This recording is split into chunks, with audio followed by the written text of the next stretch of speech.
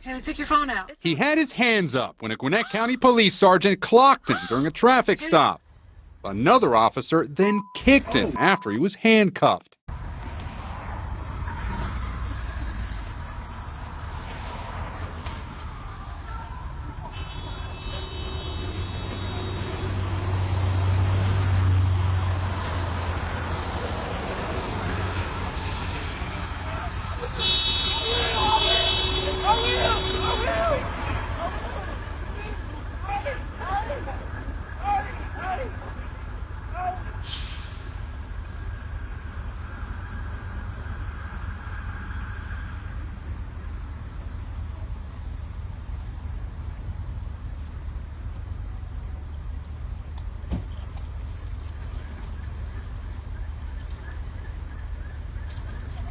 Oh.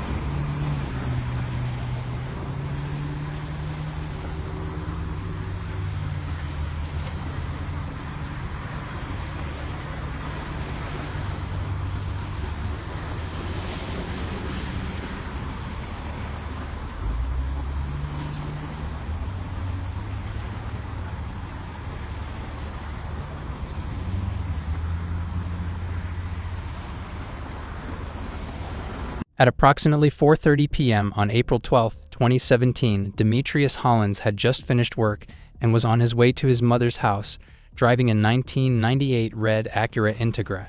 He stopped at a red light at the intersection of Sugarloaf Parkway and Lawrenceville-Suwanee Road. A Gwinnett County Police Sergeant Michael Bongiovanni activated his blue lights and sirens, initiating a traffic stop as Demetrius was already stopped at the red light with nowhere to go. Bongiovanni approached the driver's side window of Demetrius' vehicle and requested his driver's license. Demetrius did not physically resist or attempt to flee. Instead, he fully complied, handing Bongiovanni his license without incident. As Bongiovanni walked back toward his patrol vehicle with Demetrius' driver's license, Demetrius silently began recording video on his cell phone. He was neither yelling, threatening harm, resisting arrest, nor attempting to flee. He posed no threat while recording. Upon noticing Demetrius recording him, Bongiovanni, without issuing any lawful commands, immediately began shoving Demetrius to gain control of the phone. He attempted to handcuff Demetrius while he was still seated in the driver's seat, yelling that no one was going to record him and that no one would ever find out what happened. Bongiovanni then drew his taser and pointed it at Demetrius while he was still seated in the driver's seat. For the first time, Bongiovanni commanded Demetrius to exit the vehicle. While Demetrius was calmly standing between Bongiovanni and the driver's door with his hands up, Bongiovanni suddenly and without warning struck Demetrius in the face using his elbow and forearm. After punching Demetrius, Bongiovanni called out a code 29 over dispatch, signaling that he was in a fight. Officer McDonald heard the communication on his shoulder radio and began driving to the scene. Seconds after the unprovoked punch, Bongiovanni tased him directly in the back of his neck. This immediately incapacitated Demetrius, causing his body to convulse and fall limp to the ground, next to the front driver's side door. Despite Demetrius lying limp and posing no safety threat, Bongiovanni tased him a second time as he lay on the ground. In fear that Bongiovanni would continue beating or tasing him, Demetrius placed both hands behind his back and began pleading with Bongiovanni to show that he was fully cooperative. Bongiovanni then ordered Demetrius to roll away from the vehicle and into the turn lane. Demetrius complied, rolling a few feet away and lying face down on the ground, keeping both hands behind his back. Bongiovanni then bent over and handcuffed Demetrius without further incident. After securing him, Bongiovanni called out a code 4 over dispatch, signaling that the threat had been neutralized and the suspect was under control. After receiving Bongiovanni's code 4 dispatch on his shoulder radio, McDonald arrived at the scene and saw Bongiovanni calmly standing over Demetrius, who was handcuffed and lying on the ground. McDonald would later admit under oath at his criminal trial that upon arriving, he did not observe anyone fighting or yelling. Despite seeing no signs of a struggle, McDonald immediately exited his patrol vehicle and began running directly toward Demetrius with his gun in hand. As McDonald approached with his gun drawn, Bongiovanni called out a second Code 4 over dispatch to reiterate that there was no longer a threat and the suspect had been secured, yet he made no effort to stop McDonald physically. Despite receiving these dispatches, McDonald ran full speed toward Demetrius, grabbed onto the car door to brace himself, lifted his foot to knee level, and violently kicked or stomped on Demetrius' head while he was handcuffed, compliant, not resisting, and posing no threat on the ground.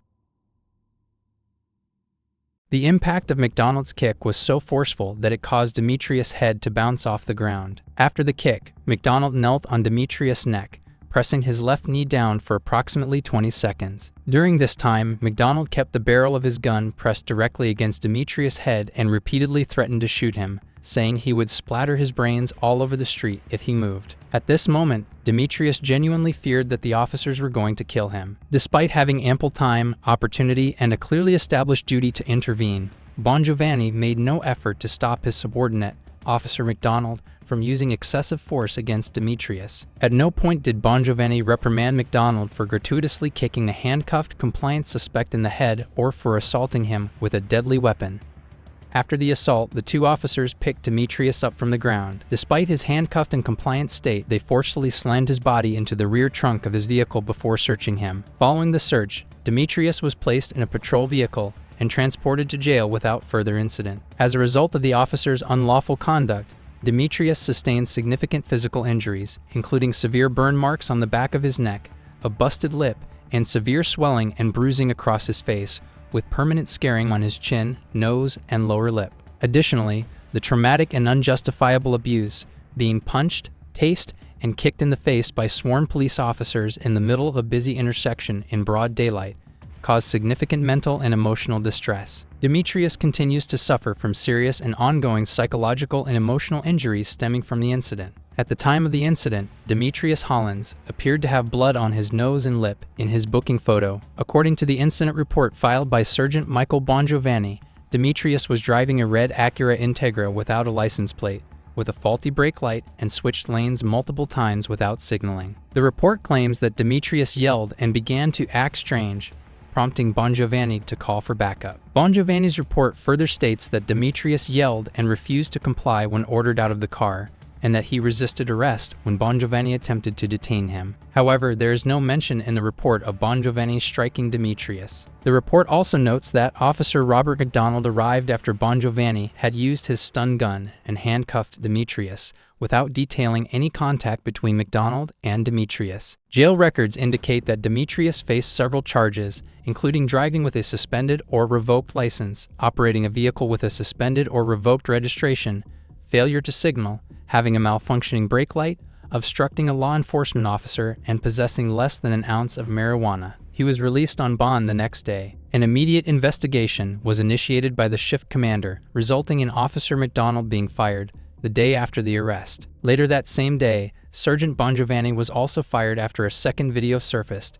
The police department opened criminal investigations into both officers' behavior, and the results were handed over to the county district attorney. McDonald had been with the department since August 2013 and graduated from the police academy in March 2014, while Bongiovanni had been employed since September 1998, graduating from the academy in February 1999. In June 2019, Sergeant Michael Bongiovanni took a plea deal, pleading no contest to aggravated assault and battery charges. You see me on the video after I tase him reaching for my handcuffs. That's when it dawned on me, like 5 days after they fired me and I saw the video. My handcuffs aren't there.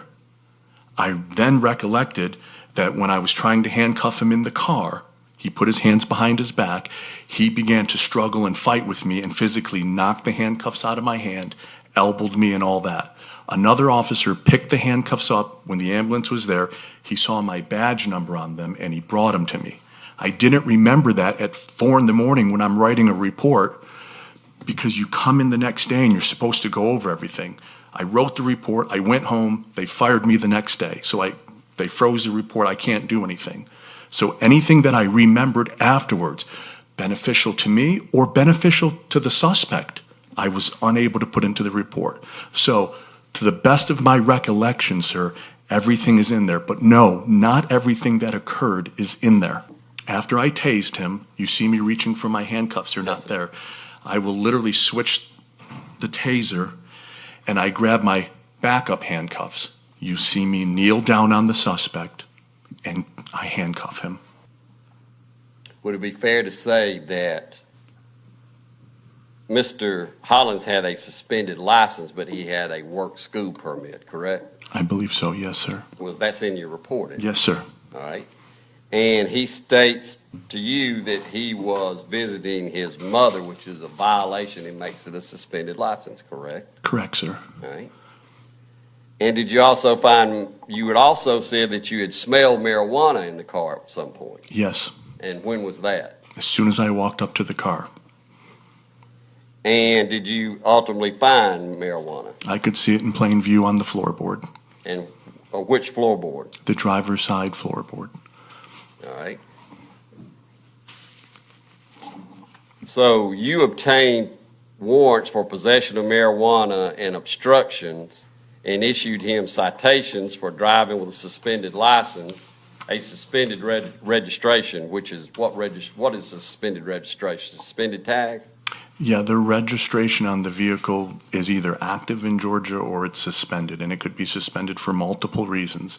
His was suspended on the state. And how did you determine that? We ran the VIN because there wasn't a license plate displayed, and very common, people take the license plate off. And when we ran the VIN, the GCIC return shows us everything, insurance, addresses, all that stuff, if it's suspended, and that's how we determined it.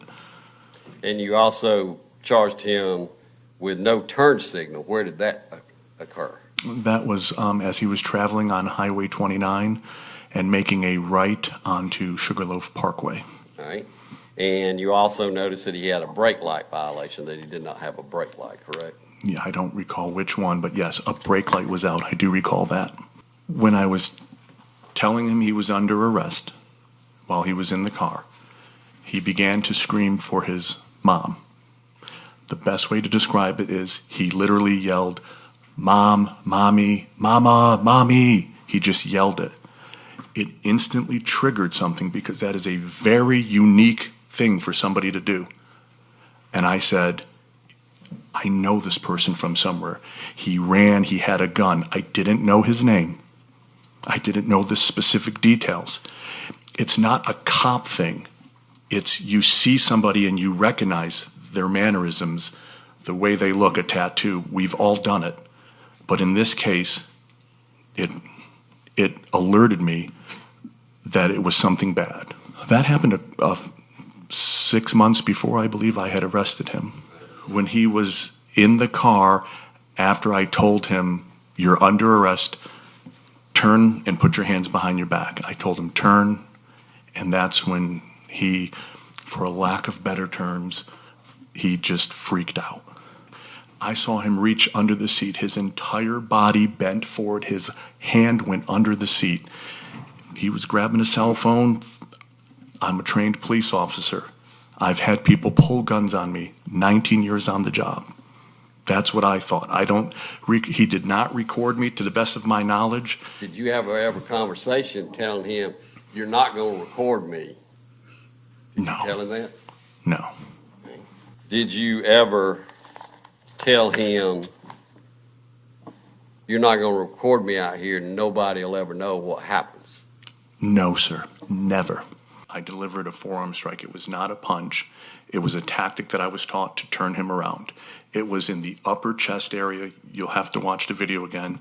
The totality of the circumstances, that, the taser, him hitting the ground, Officer McDonald, I don't know where the injuries came from. I do know that they came. They were photographed, documented, ambulance was called. I can't tell you when he sustained them. In exchange for his testimony against Officer Robert McDonald at trial, Bongiovanni received a 10-year sentence that included 6 months in Gwinnett's work release program, 5 months of home confinement, and the remainder on probation. McDonald was convicted by a jury in February 2020 on charges of aggravated assault, battery, and violating his oath of office. As it relates to that, I heard my sergeant yell he was in a fight over the radio, so hearing he's in a fight over the radio, that probably means somebody's going to get arrested. I was going to run up and use my foot to push his shoulder back down on the ground because I still had my weapon in my hand, not knowing if there's other people in the car, if he had a weapon. And as I was bringing my foot down, he moved, and my foot missed his shoulder and hit him right here on the side of the cheek. At that point, he rolled down on the ground, and I looked and saw he was indeed handcuffed. I considered it, but considering the fact that I had my pistol in my hands, I didn't want to, at that time, possibly have him reach up and grab my gun. If, God forbid, you do have to take a shot, the bullet's going straight down. It's not going to hit my sergeant or an innocent motorist 2 cars over. You know where it's going to go. He was sentenced to 10 years of probation in November 2020, with the first 11 months under house arrest, and was barred from holding any law enforcement position or Georgia Peace Officer Standards and Training certification. In September 2021, 4 years after the traffic stop, Demetrius Hollins filed a lawsuit against Bongiovanni, McDonald, former Gwinnett County Police Chief Butch Ayers, and the Gwinnett County. The lawsuit alleged that the stop was unjustified and that the officers used excessive force. It claimed that Bongiovanni stopped Demetrius without reason and retaliated with excessive force after Demetrius began recording the encounter on his phone. The lawsuit also stated that McDonald knew Demetrius posed no threat when he arrived at the scene but still kicked him in the head and pressed a gun to his head. Additionally, the lawsuit accused Chief Butch Ayers of knowing that officers in his department routinely used unnecessary physical force during arrests and searches. It alleged that Ayers had signed off on use of force reports, even when supervisors closed cases without further investigation. The suit also argued that the county's use of force procedures were unconstitutional,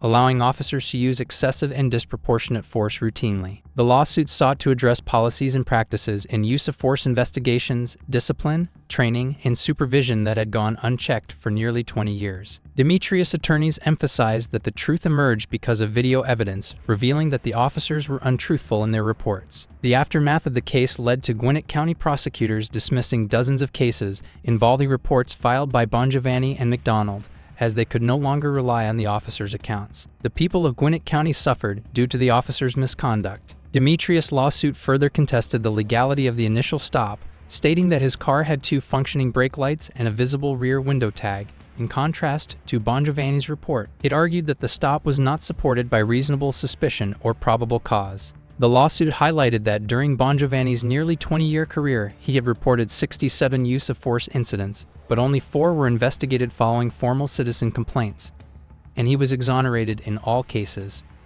The lawsuit requested a jury trial and sought compensatory and punitive damages, along with attorneys' fees and legal expenses. On January 4, 2022, the Gwinnett County Board of Commissioners approved a $400,000 settlement.